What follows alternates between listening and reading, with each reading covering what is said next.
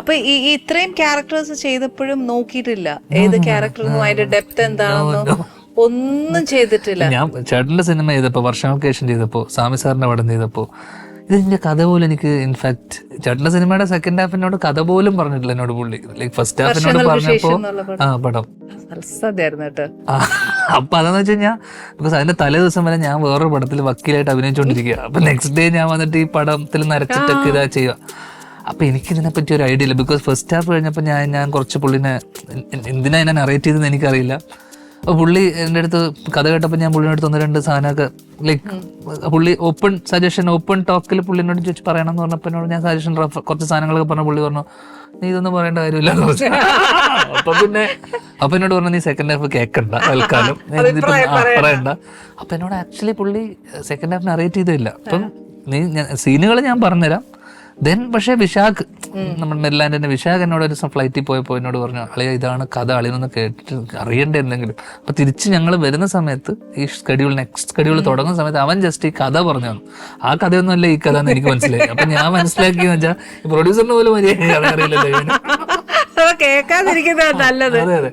അപ്പോ പിന്നെ എന്നെ പോലെ വന്നതാണ് ആ സമയത്ത് നിവിൻ വന്നതും ബേസിൽ വന്നത്. ബേസിലിന് കഥ അറിയില്ല, എനിക്ക് കഥ അറിയില്ല, നിവിന് ഓൾമോസ്റ്റ് ഒന്നും അറിയില്ല. അപ്പൊ പക്ഷെ അവര് ചെറിയ സപ്പോർട്ടിങ് ആയിട്ടുള്ള സാധനമാണ്, ഞാൻ ലീഡ് ചെയ്തതാണ്. അപ്പൊ എനിക്ക് ഡെഫിനറ്റ്ലി അപ്പൊ എന്നോട് ബേസിൽ ചോദിക്കണ്ട നീ എന്താ ചെയ്യുന്നത് എനിക്കറിയില്ല ബിക്കോസ് നമ്മൾ ബ്ലൈൻഡ് ആയിട്ട് we follow the director. Because അതങ്ങ് എൻജോയ് ചെയ്തു. ബിക്കോസ് ഒന്നും അറിയാതെ ബ്ലാങ്ക് ആയിട്ട് പോവുക, ടെൻഷൻ ഇല്ല, നമ്മൾക്ക് പ്രിപ്പറേഷൻ ഇല്ല, ഒന്നുമില്ല. അപ്പൊ I did what he asked me to do. And അപ്പൊ ഞാൻ അന്ന് മനസ്സിലാക്കുക വെച്ചാൽ I am as good as my director. If at all ഞാൻ അതിൽ നന്നായി ആൾക്കാർ പറയുന്നുണ്ടെങ്കിൽ it's because I am director. My whole credit goes to the director. ശരിക്കും ഐ ട്രൂലി ബിലീവ് ദാറ്റ് കേട്ടോ. നമ്മളൊരു നല്ലൊരു കാര്യം, ഒരു ക്യാരക്ടർ പ്രസന്റ് ചെയ്യുകയാണെങ്കിൽ ഓഫ് കോഴ്സ് ആ ഡയറക്ടർ എങ്ങനെ ഒരു ആർട്ടിസ്റ്റിനെ യൂട്ടിലൈസ് ചെയ്തെടുക്കുന്നു. അപ്പം we are only as good as director എന്നുള്ളതാണ് ഏറ്റവും വലിയ സത്യാവസ്ഥ. അപ്പൊ എന്ന് വെച്ചിട്ട് കഥ അറിയാതെ പോകണമെന്നല്ല. പക്ഷെ എൻ്റെ ഒരു ജേർണിയിൽ ഞാൻ ഈ കഴിഞ്ഞ 4 ഇയേഴ്സിനിടയിൽ ഞാനിത് അങ്ങോട്ട് ഇതായി, അങ്ങ് അഡ്ജസ്റ്റ് ആയി. അപ്പം ഇപ്പൊ ലൈക്ക് ഞാൻ നിർത്തി, ലൈക്ക് ഞാൻ കുറച്ചൊരു ബ്രേക്ക് ഇട്ടിട്ട് I want to get back. അപ്പൊ ഇനി വരുമ്പോ സെലക്ട് ചെയ്തെടുക്കാം. അല്ല ഞാൻ നിർത്തുക, ലൈക്ക് എനിക്ക് മെയ് വരെ കമ്മിറ്റ്മെന്റ്സ് ഉള്ളു. So I am getting into direction.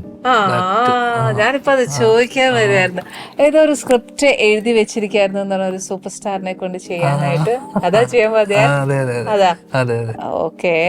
ആരത് ഞാൻ അദ്ദേഹം പോലും ഇതുവരെ അറിഞ്ഞിട്ടില്ല. അപ്പൊ അദ്ദേഹമാണത്. അതെ, സ്ക്രിപ്റ്റ് എല്ലാം ആയി, ready to start. Very good, all the best. പക്ഷെ ഈ പറഞ്ഞ പോലെ നിർത്തണ്ട, അഭിനയം നിർത്തണ്ട. അത് നിർത്തിക്കുന്ന നാട്ടുകാരല്ലേ, അതിനേക്കാളും മുന്നേ നമ്മൾ നിർത്തുന്നു. അങ്ങനെയൊന്നുമില്ല. പിന്നെ ഇത് എങ്ങാണ്ട് കോയിൻസിഡൻസ് ആയിട്ട് സിനിമയിലേക്ക് വന്നു, എന്നിട്ട് ഇത്രയും കാലം മനുഷ്യർ നിർത്തിയോ? മലയാളികൾ എന്ത് രസമായിട്ട് ധ്യാനെ സ്വീകരിക്കുന്നത്. നല്ലപ്പോഴേലും ഒന്ന് വരാനേ. അത് ലൈക്ക് ഇപ്പോഴും ഏട്ടൻ പറഞ്ഞ നിന്റെ ഒരു നല്ല സിനിമ ഉണ്ടെങ്കിൽ ലൈക്കബിലിറ്റി കിട്ടാനാണ് ഏറ്റവും വലിയ പാട് ആൾക്കാരുടെ. Provided if you have a good film എന്നുവെച്ചാൽ ഒരു സാധനം ഉണ്ടെങ്കിൽ people will come and watch. ഇത് പ്രോജക്ട് സിനിമക്ക് അനുസരിച്ചാണല്ലോ. എന്ന് വെച്ചാൽ ലാസ്റ്റ് സിനിമ പൊട്ടുവാണെങ്കിൽ ഒരു 5 പടം പൊട്ടിയാലും ഒരു നല്ല സിനിമ വരുമ്പോൾ ഇവിടുത്തെ ആൾക്കാർ സപ്പോർട്ട് ചെയ്യും, അത്രേ ഉള്ളൂ. സോ അതിനെ ഞാൻ അങ്ങനെ കാണുന്നത്. പക്ഷെ എനിക്ക് ഇപ്പോഴും ആക്ടിങ് നിർത്താൻ പോവാണ് ഒരു കുറച്ചു കാലം, കുറച്ച് കാലത്തേക്കെന്നല്ല, ഇപ്പോഴും ഞാൻ ഈ ഫ്രണ്ട്സ് ക്ലോസ് സർക്കിളിലുള്ള കുറച്ച് കമ്മിറ്റ്മെന്റ്സ് ഒഴിച്ച് കഴിഞ്ഞാൽ ട്രൂലി ഡയറക്ഷനിലേക്ക്. അപ്പൊ അതായിരുന്നു കുഞ്ഞുനാൾ പോലെയുള്ള ഒരു. കുഞ്ഞുനാളൊന്നുമല്ല, ഞാൻ AD ആയിട്ട് വന്നത് 2011 ആ സമയത്തൊക്കെ. അതും കോയിൻസിഡൻസ് ആയിരുന്നു.